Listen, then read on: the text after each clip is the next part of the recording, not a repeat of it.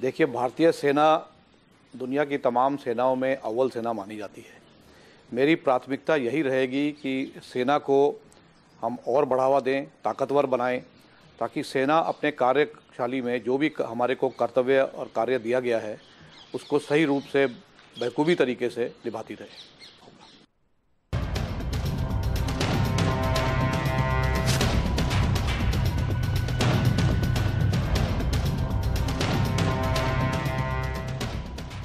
देखिए, इसमें ये धमकाने वाली बात नहीं है। ये सिर्फ ये हमारे को जो वहाँ जो मैसेज देना था, वो मैसेज ये था कि अमन शांति चाहते हैं। आप अगर अमन शांति का हाथ बढ़ाएंगे तो हम अपना हाथ बढ़ाएंगे। अगर आप अमन शांति नहीं चाहेंगे और अमन शांति में अगर दखल देना चाहेंगे तो हम तैयार हैं।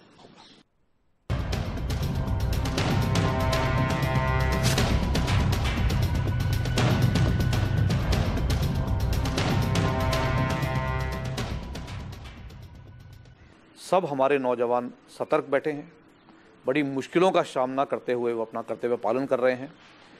देश का उन्हें सहयोग चाहिए और मैं यही कहूँगा कि क्योंकि हमारे देश के जो सैनिक हैं वो बड़े सक्षम रूप से आगे तैनात हैं अपनी सरहदों पर, इसलिए आप बेफिक्र होकर देश के भीतर अपने घरों में आराम से बैठकर नींद ले सकते हैं। बहुत बहुत शुक्रिया जनरल साहब हमसे बात करने के लिए।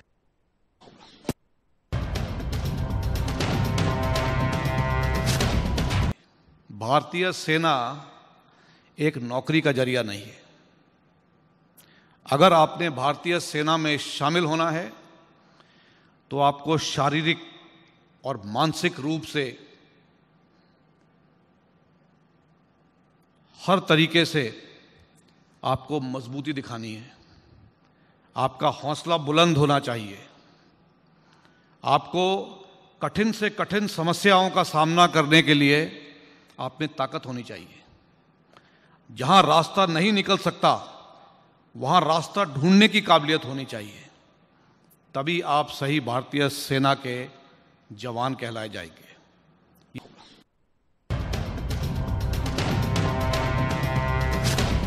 देखिए, जो आतंकवादी होते हैं वो अपनी रणनीति बदलते रहते हैं और हमको उनसे आगे चलकर कार्रवाई करनी होती है। तो हमको भी जो अपनी रणनीति है उनकी रणनीति को मद्देनजर रखते हुए और ये ध्यान में रखते हुए कि वो आगे की कार्रवाई किस प्रकार से करेंगे, अगर हम उनसे 2 कदम आगे रहे तो हमें सफलता मिलती रहेगी।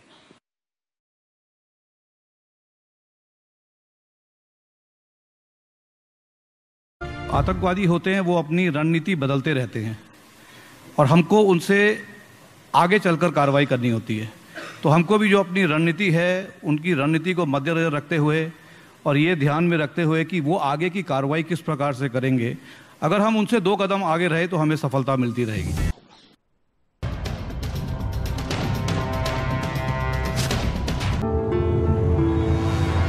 सर्जिकल स्ट्राइक्स का जो सवाल है वो सिर्फ ये था कि सरहद पार जाके जो आतंकी के जो बेसिस हैं उनको हमला करना था और वहाँ पे जो आतंकी मौजूद हैं उनको नष्ट करना था। इसके कई तरीके हैं। ये तो हमने सिर्फ एक तरीका अपनाया है। इससे पहले भी काफ़ी विचार विमर्श हुआ था कि किस तरीके से हम कार्रवाई को करें, लेकिन हमने उस वक्त सोचा कि ये सही कार्रवाई है, लेकिन हमारे पास अन्य तौर तरीके भी हैं। तो ये जरूरी नहीं है कि हर बार सर्जिकल स्ट्राइक ही की जाएगी। अब स्ट्राइक को आप कोई भी नाम दे दीजिए, लेकिन उसको करने के तरीके अलग अलग हो सकते हैं। वो मैं इस वक्त आपको बताना नहीं चाहूँगा, क्योंकि जितना हम अपने आतंकियों को गैसवर्क में डाल के रखें उतना ये अच्छा रहेगा।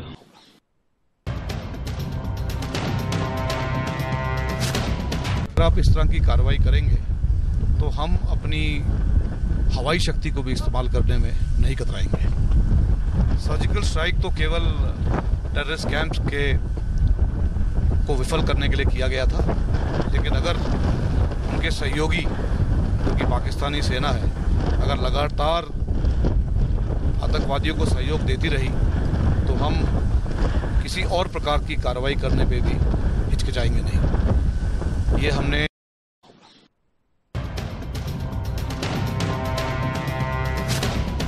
कि अगर इस तरह की कार्रवाई होती रहेगी तो हम भी सरहद के पार जाकर टेररिस्ट के खिलाफ कुछ कार्रवाई कर सकते हैं।